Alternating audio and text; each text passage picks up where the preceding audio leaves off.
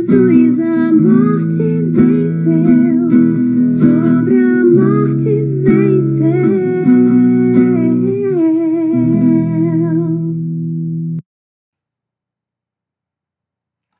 Muito bom dia, meu amado irmão, minha amada irmã. Hoje é domingo, primeiro domingo do mês de outubro, dia 4 do mês de outubro do ano de 2020.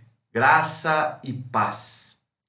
É uma alegria poder contar com a sua companhia, poder contar com a sua presença nesta manhã de domingo, neste tempo que temos, tempo para estarmos juntos, tempo para louvarmos a Deus, buscá-lo em oração, mas tempo também para meditarmos na palavra do Senhor. Essa é a nossa escola dominical e você está convidado a ter esse tempo conosco. Vamos juntos estudar a palavra do Senhor. Vamos juntos orar, vamos juntos louvar ao Senhor. Louvemos aquele que tem poder para nos salvar, poder para fazer todo o seu querer. Louvado seja o nosso Deus por isso.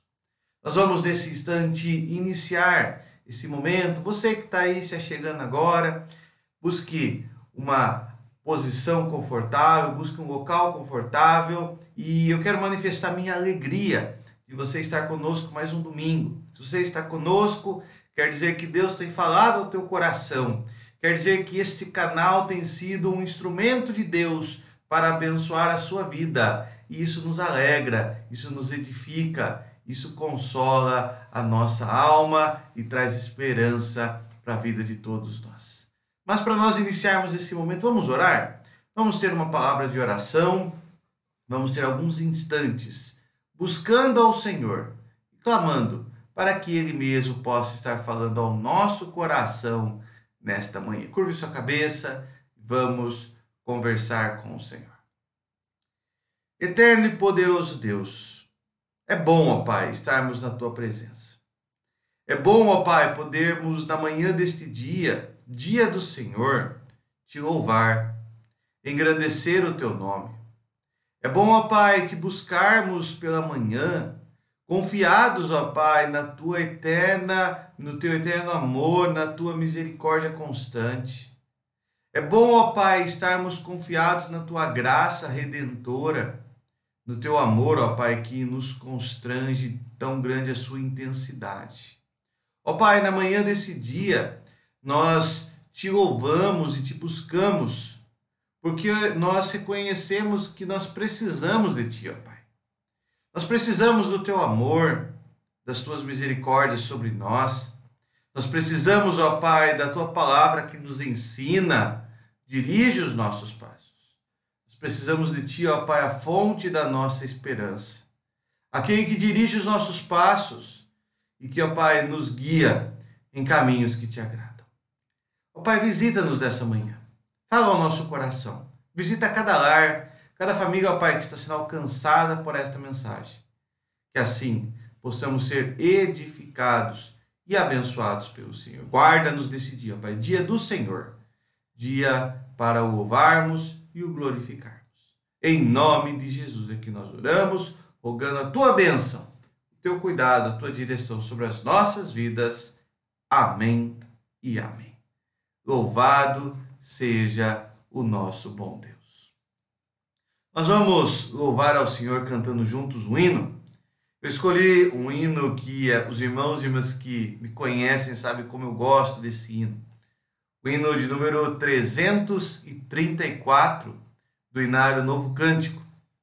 Hino intitulado A Conversão. Vamos juntos louvar ao Senhor, cantando juntos esse hino.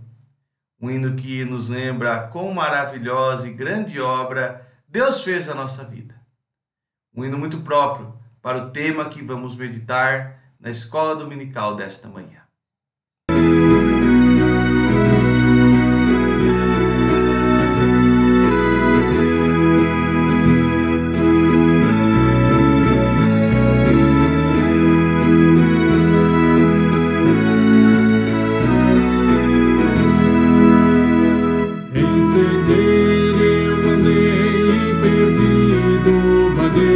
Longe, longe do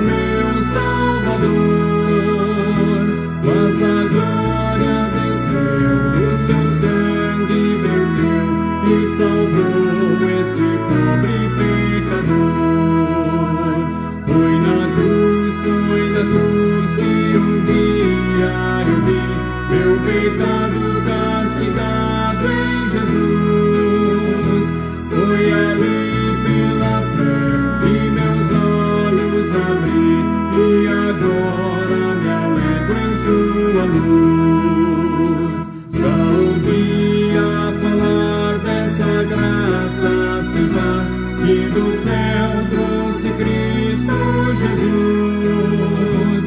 Mas eu surdo me fiz, converter-me não quis ao Senhor que por mim morreu na cruz. Foi na cruz que um dia eu vi meu pecado castigado em Jesus.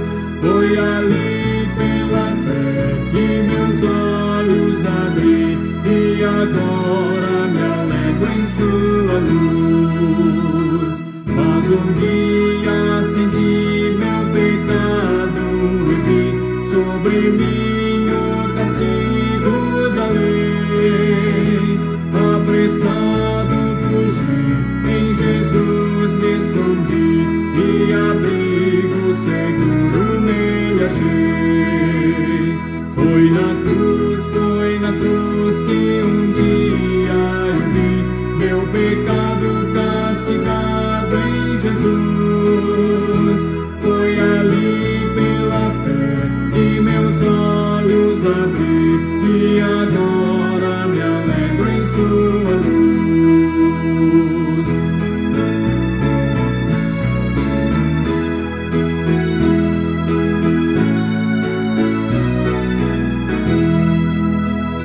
Que ditoso então foi ao meu coração conhecer o excelso amor que levou meu Jesus a sofrer lá na cruz e salvar este pobre pecador. Foi na cruz que um dia eu vi meu pecado castigado em Jesus. Foi ali pela fé que meus olhos abri e agora me alegro em sua luz.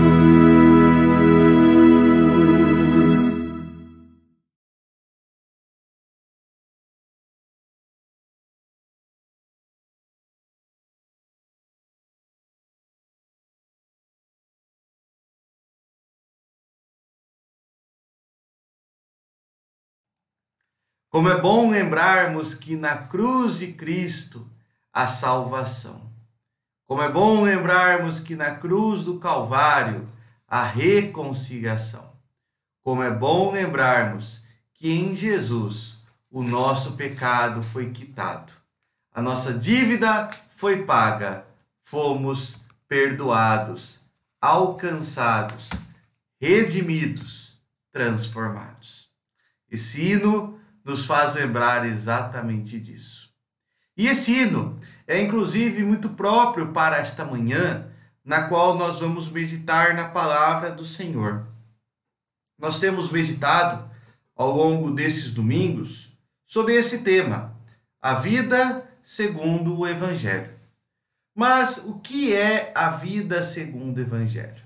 Eu tenho enfatizado muito que a vida segundo o Evangelho é o desafio que temos de ser a Igreja de Cristo, uma instituição, mas muito mais um organismo vivo em uma sociedade de mudanças.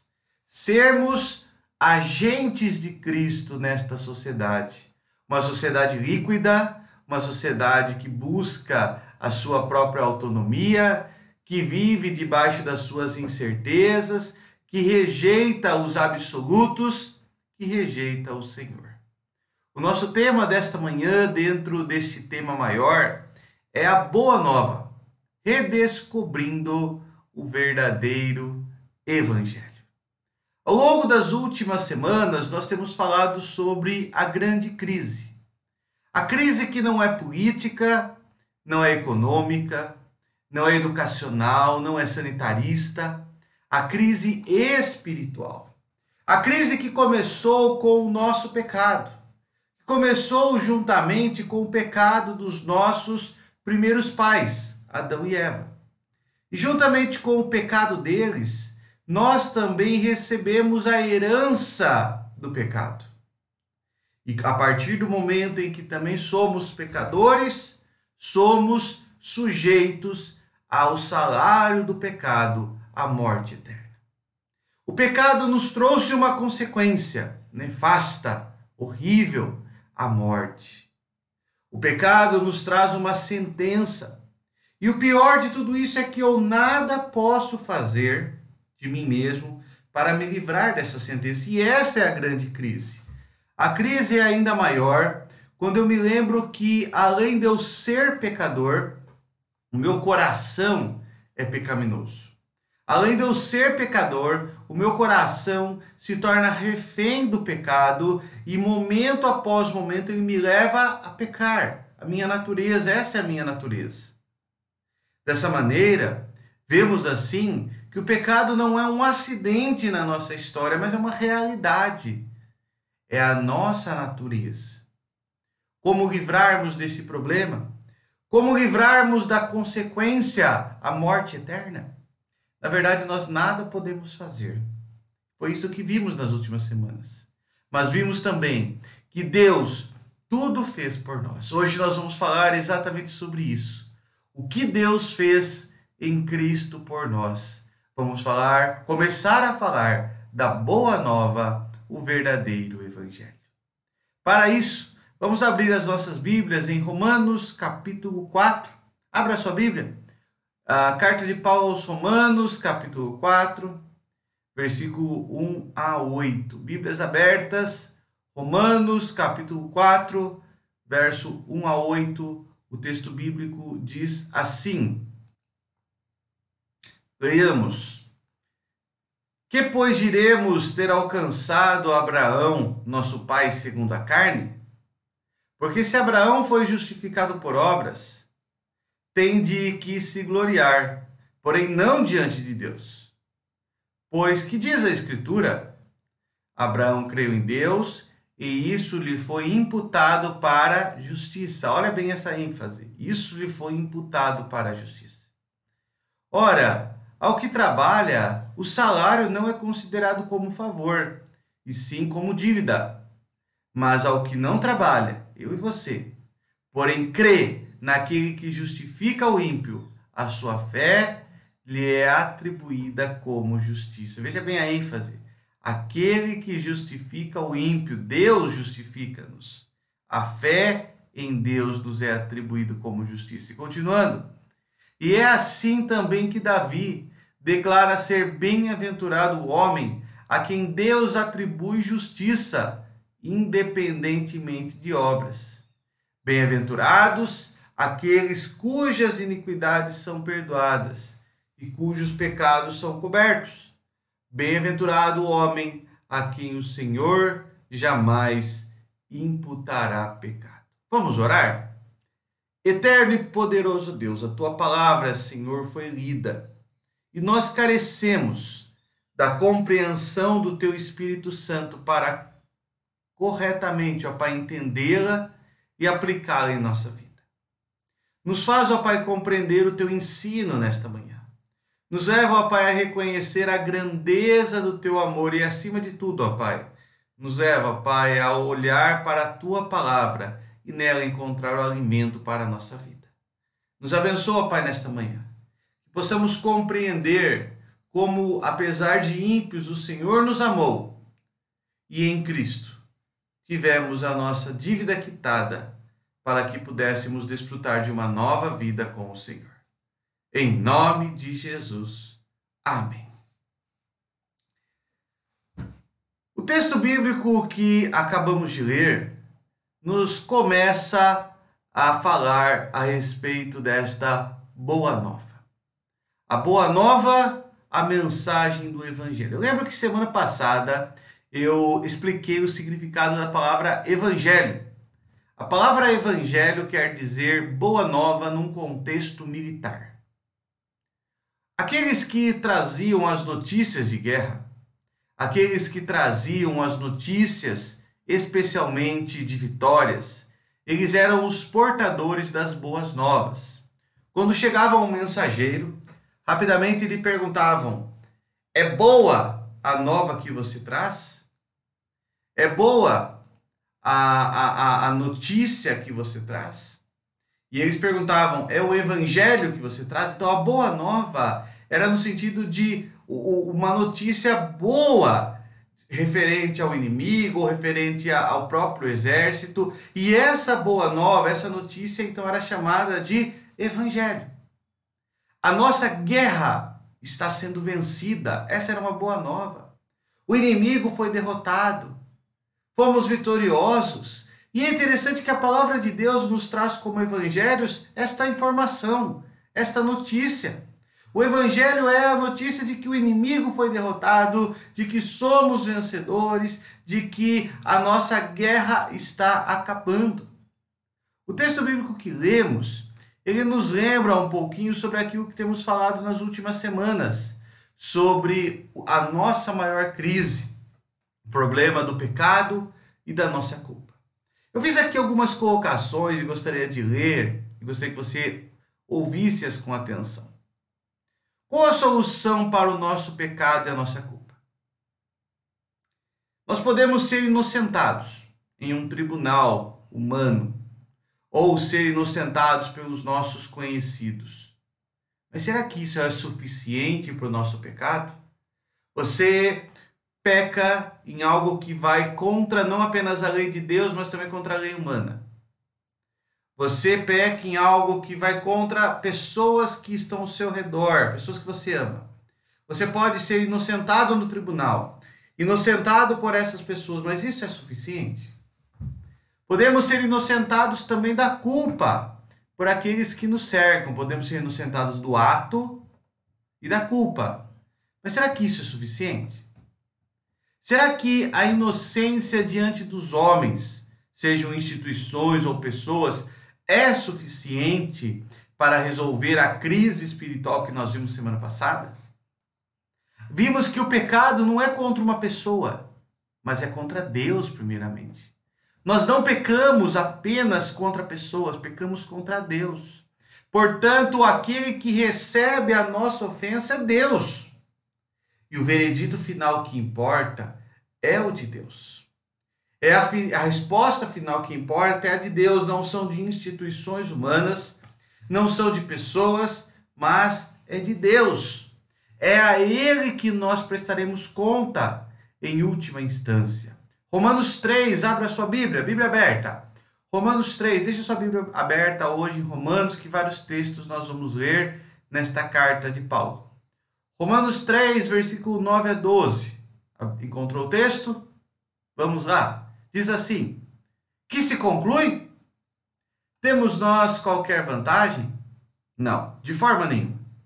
Pois já temos demonstrado que todos, tanto judeus como gregos, estão debaixo do pecado, como está escrito: não há justo nenhum sequer, não há quem entenda, não há quem busque a Deus. Todos se extraviaram, a uma se fizeram inúteis. Não há quem faça o bem, não há nenhum sequer. O juízo de Deus é claro nesse texto.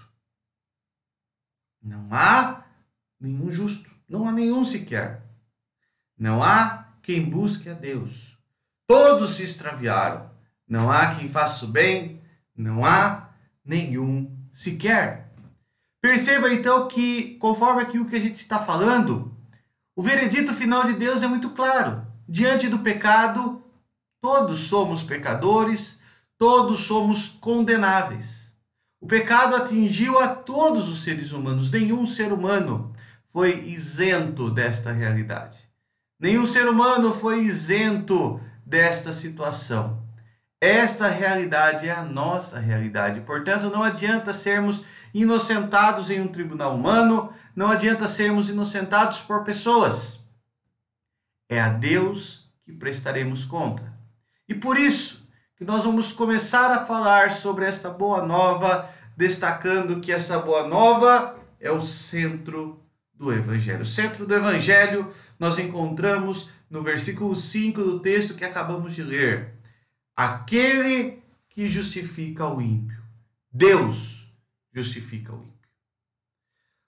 Paulo diz que Deus justifica o ímpio. É tão simples essa afirmação, mas é uma afirmação central. Ao mesmo tempo que ela é simples, ela é uma afirmação ilógica. Por que Deus justificaria os ímpios? Porque o Deus que é santo, que é perfeito, que é separado do pecado, se importaria com pecadores.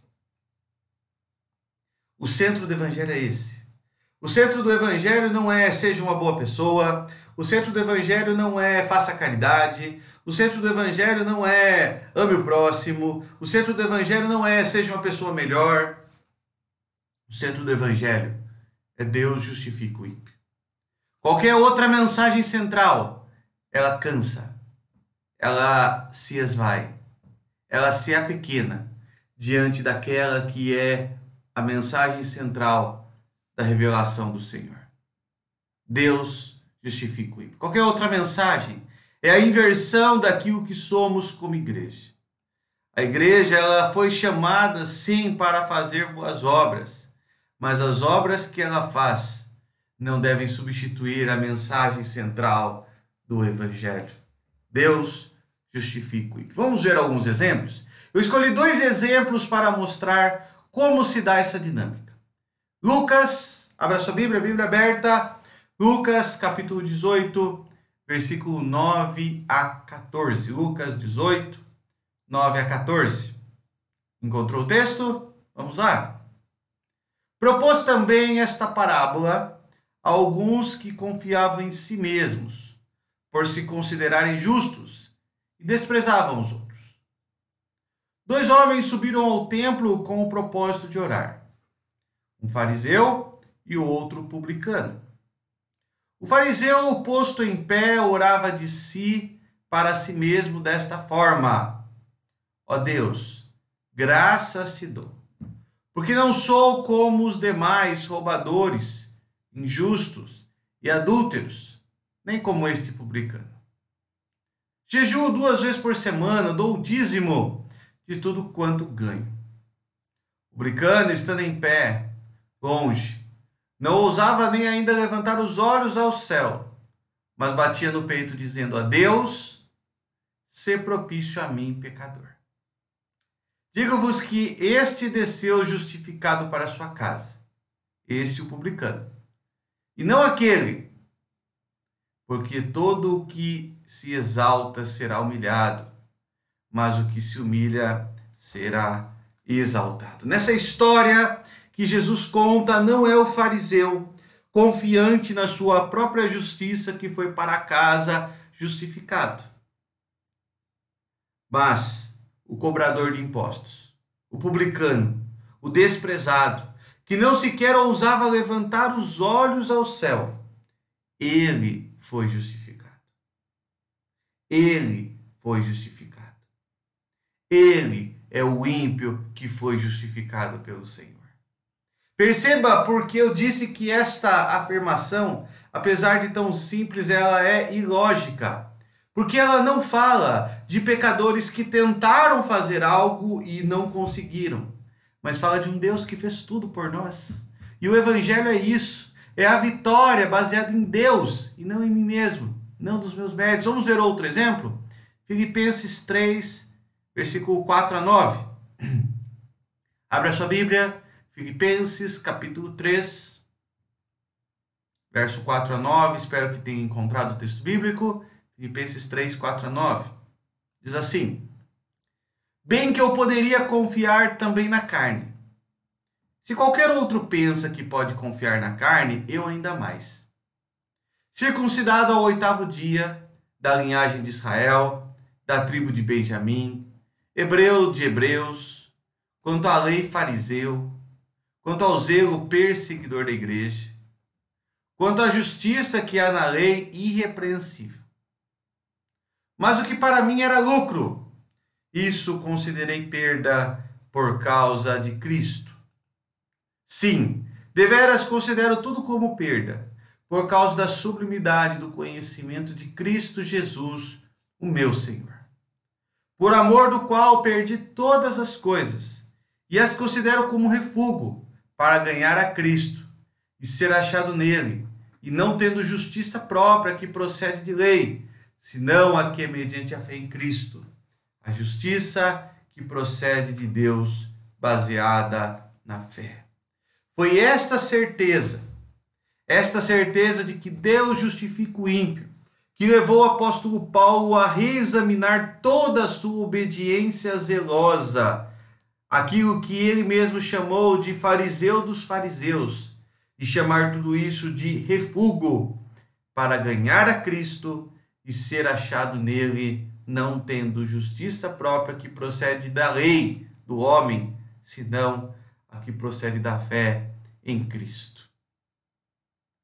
O fariseu dos fariseus disse: tudo isso é perca. O Senhor Jesus, na sua parábola, disse: o publicano foi justificado. A justiça de Deus, acompanhe comigo a leitura, condena todos nós. Mas a justiça que vem de Deus é uma dádiva que salva todos os que creem. O publicano não foi salvo pela sua justiça, mas pela justiça que vem de Deus. Paulo não foi salvo pelas suas obras de justiça, mas pela justiça que vem de Deus. A justiça de Deus, da sua natureza, ela nos condena, porque o salário do pecado é a morte. Deus não justifica aqueles que fizeram o seu melhor e ficaram aquém, um pouco aquém da justiça de Deus. Mas Deus justifica ímpios e injustos, porém ímpios e injustos amados por Ele, como eu e como você. Essa é a notícia da guerra. Esse é o Evangelho. Essa é a boa nova. Simples de compreender, mas tão difícil de aceitar. Aceitar que o Evangelho não está em nós, mas ele vem de Deus para nós. Deus justifica o ímpio. Não é o nosso papel, o papel da religião, tentar fazer pessoas melhores para serem aceitáveis por Deus. A igreja não busca fazer pessoas melhores para que essas sejam aceitas por Deus. Deus enviou Cristo para morrer e justificar os ímpios. Esta é a mensagem graciosa do Evangelho, a mensagem que traz libertação, que traz vida. Deus não justifica os que fizeram o seu melhor e ficaram aquém, mas Deus justifica os ímpios. Ímpios amados por Ele, como eu e você. O centro do Evangelho, portanto, é esta certeza: Deus justifica o ímpio. Mas a partir dessa certeza, nós podemos, como os crentes da igreja primitiva, afirmar: Jesus Cristo é o Senhor. Esta afirmação é muito presente entre os cristãos da igreja primitiva. Jesus Cristo é o Senhor. Mas o que significa esta afirmação? Precisamos entender esta afirmação no seu contexto, o contexto da crucificação. A crucificação não é o fim da história, pois Jesus ressuscitou dos mortos e assim garantiu a nossa justificação. Afirmar que Jesus é Senhor, e aqui a palavra Senhor quer dizer que ele tem domínio sobre a vida e a morte. Ele tem domínio sobre a consequência do pecado, de tal forma que ele pode tirar a consequência da morte e nos dar a vida. Perceba que o Evangelho não é aquilo que acontece dentro de nós. Não aconteceu dentro de nós.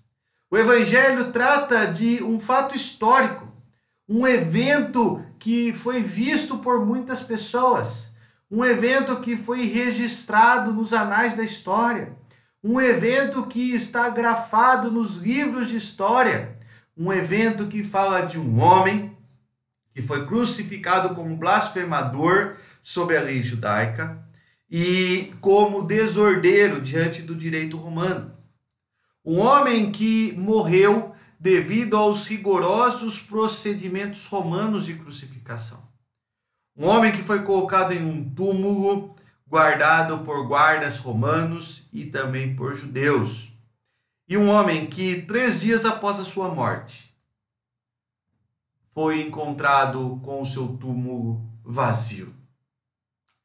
Interessante que após ser encontrado o túmulo vazio de Jesus, há uma comoção generalizada em Jerusalém sobre onde está Jesus. E a partir daí, as narrativas se espalham. Até aqui a gente tem uma narrativa única.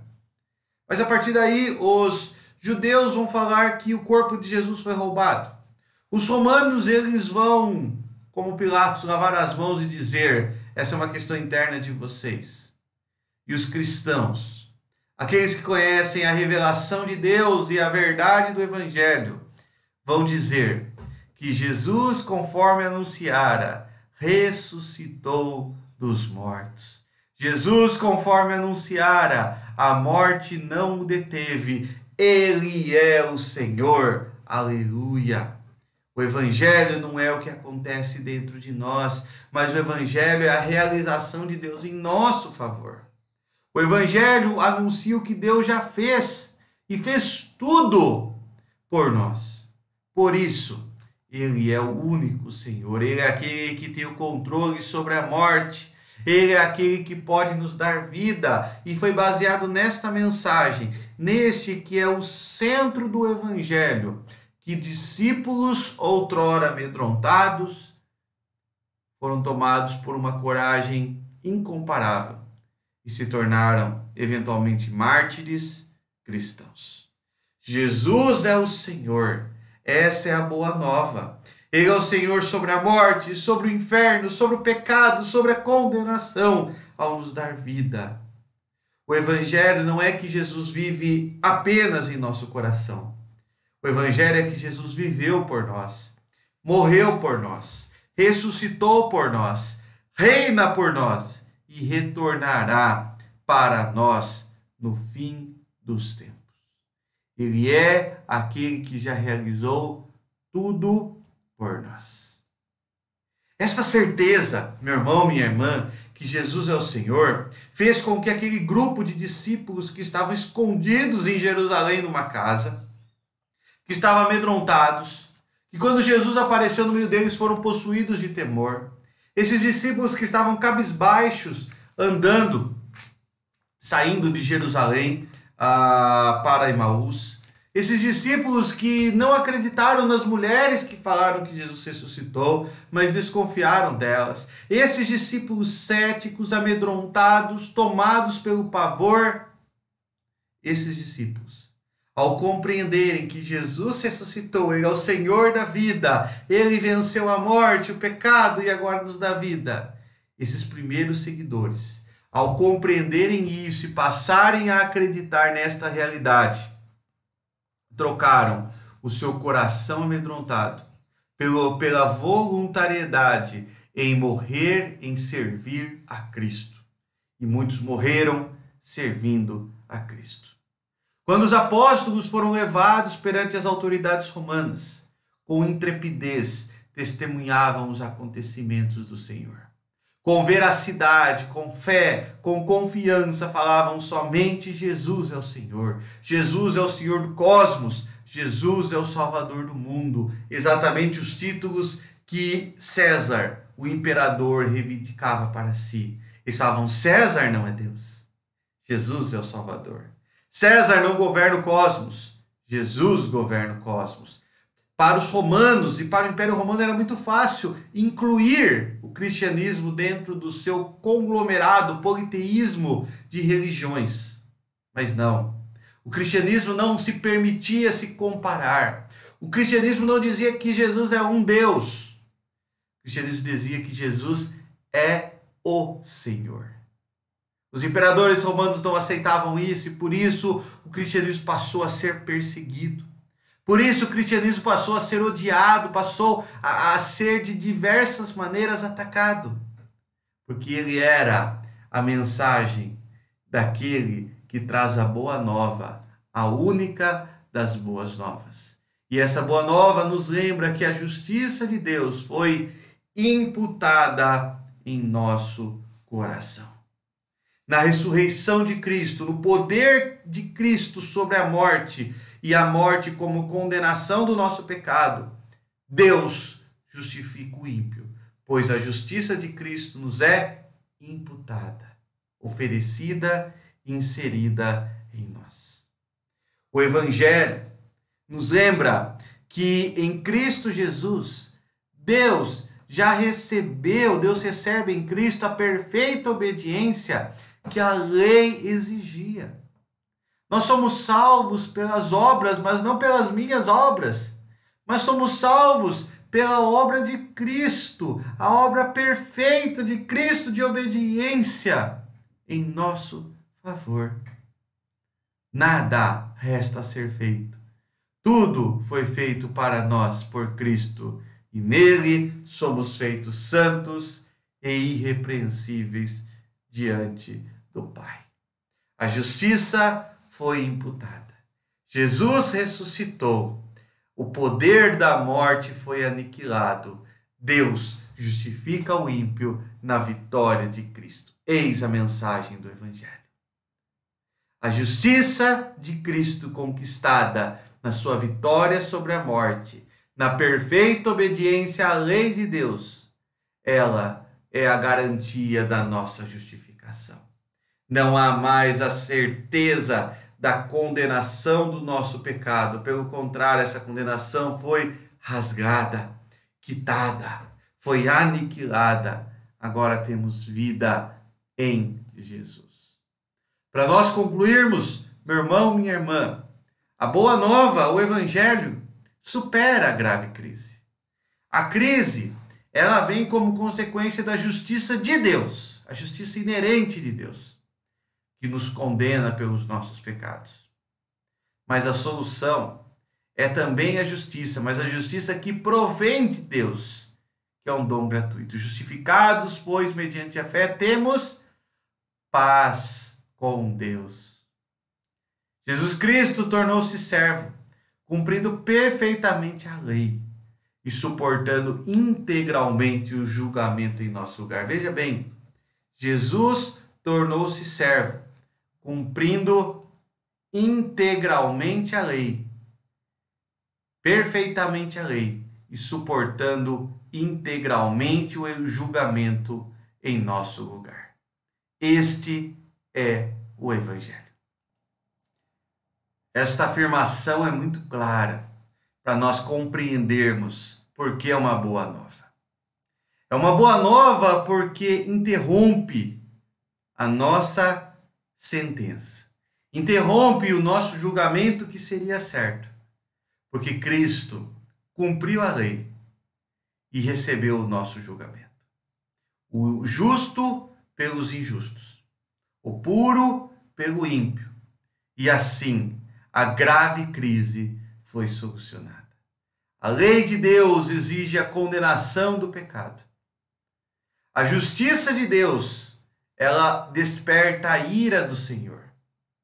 Mas a justiça que provém de Deus é um dom gratuito e nos traz paz, nos reconcilia com o Senhor. Essa é a boa nova. Este é o verdadeiro Evangelho. Vamos orar? Eterno e poderoso Deus, nós nos alegramos, ó Pai, nesta manhã, ao sermos lembrados da boa nova, o Evangelho de Cristo, o Cristo que veio do céu para viver por nós, para morrer por nós, ressuscitar por nós e hoje interceder por nós. O Cristo que, vencendo a morte em perfeita obediência à lei e recebendo a minha condenação, tem o poder de nos justificar diante do nosso pecado. Tem o poder de nos oferecer a nova vida. Tem o poder, sim, de nos apontar o caminho do Senhor.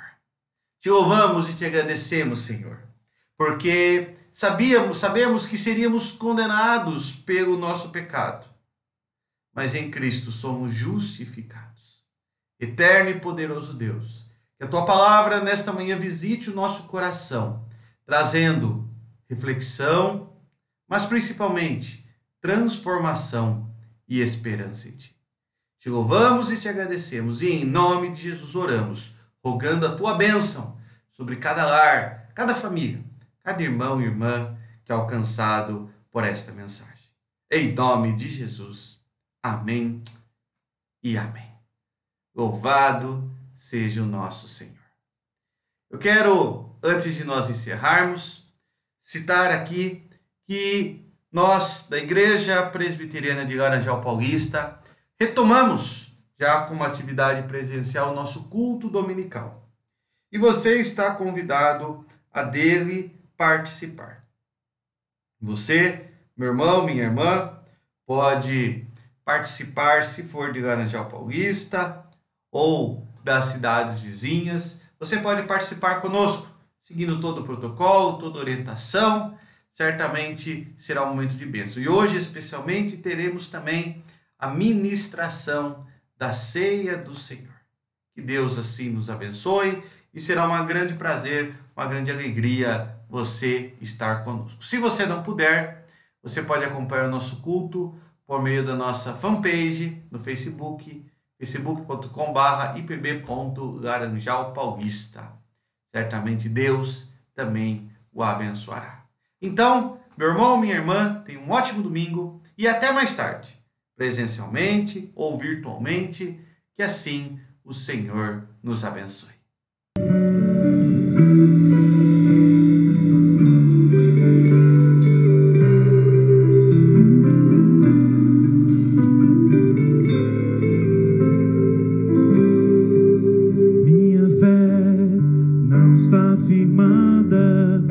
Coisas que podes fazer, eu aprendi a te adorar pelo que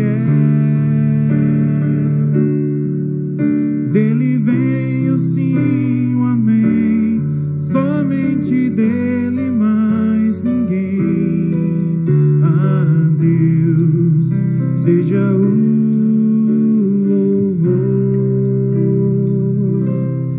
Deus fizer, Ele é Deus. Se não fizer, Ele é Deus.